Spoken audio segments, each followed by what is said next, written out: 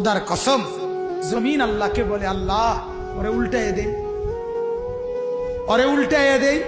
ও যে আপনার জমিনের উপরে দাঁড়াইয়া মাওলা উলঙ্গ ছবি দেখতেছে।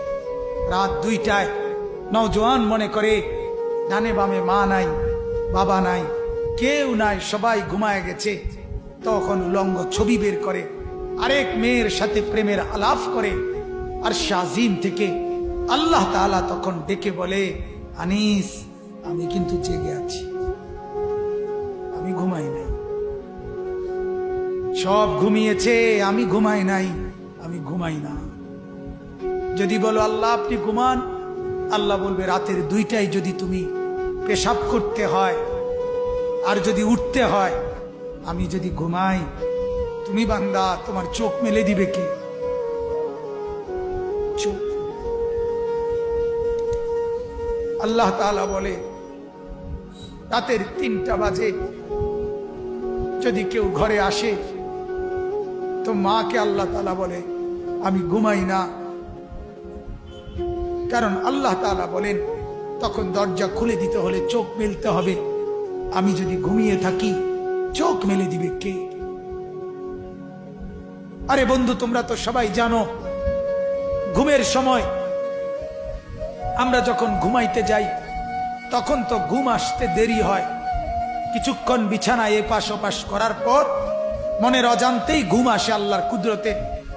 সকালবেলা যদি এই ফজরের নামাজ না পড়ে আমরা যারা ঘুমায় থাকি, সকাল 8টা বাজে 7টা বাজে আমরা যখন উঠতে চাই, যদি আল্লাহ তাআলা নারাজ হয়ে বলে বান্দা ঠিক আছে এখন আমি আধা ঘন্টা চোখ মেলতে দিব না, তুমি চেষ্টা করো, আমি চোখ মেলবো না, কি হালাত হবে বন্ধু? কেমন হবে? তোমার চিৎকার দেখবে কে? তোমার চিৎকার দেখবে কে তখন? এজন্য আল্লাহ তাআলা বলেন আমি রব্বুল আলামিন, আমি আল্লাহ তাআলা অসংখ্য গুনাহ মাফ করে দেই। বলতেছিলাম জমিন বলে আল্লাহ ওরে উল্টাইয়া দেই, ও ছবি দেখছে, ও নাচ দেখতেছে, উলঙ্গ দৃশ্য দেখতেছে, ও সুদ খাইতেছে, ও ঘুষ খাচ্ছে, ও অবৈধ ইনকাম করছে, ও জিনা করছে, ও ব্যভিচার করছে। এই মেয়েটা নর্তকীর মতো হাঁটছে, আল্লাহ ওরে উল্টাইয়া দেই। আল্লাহ তাআলা ফেরেশতা বলে আল্লাহ ওরে মটকায়া দেই। তো আল্লাহ তাআলা বলে জমিন তুমি বানাইছো? জমিন বলে না আপনি বানাইছেন। আল্লাহ ফেরেশতাকে বলে ফেরেশতা তুমি বানাইছো? ফেরেশতা বলে না আপনি বানাইছেন।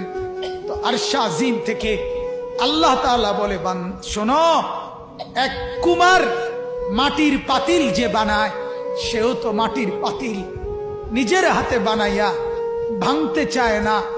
9 মাস আমি নিজের হাতে মায়ের পেটে রেখে আমি যারে বানাইছি, আমি নাক লাগাইছি, চোখ লাগাইছি, 1 দিন 2 দিন না, 9 মাস আমি যারে বানাইলাম, আমার হাতে গড়লাম, আমার হাতে সাজাইলাম, আজ তাকে আমি কেমনে ধ্বংস করে দেই?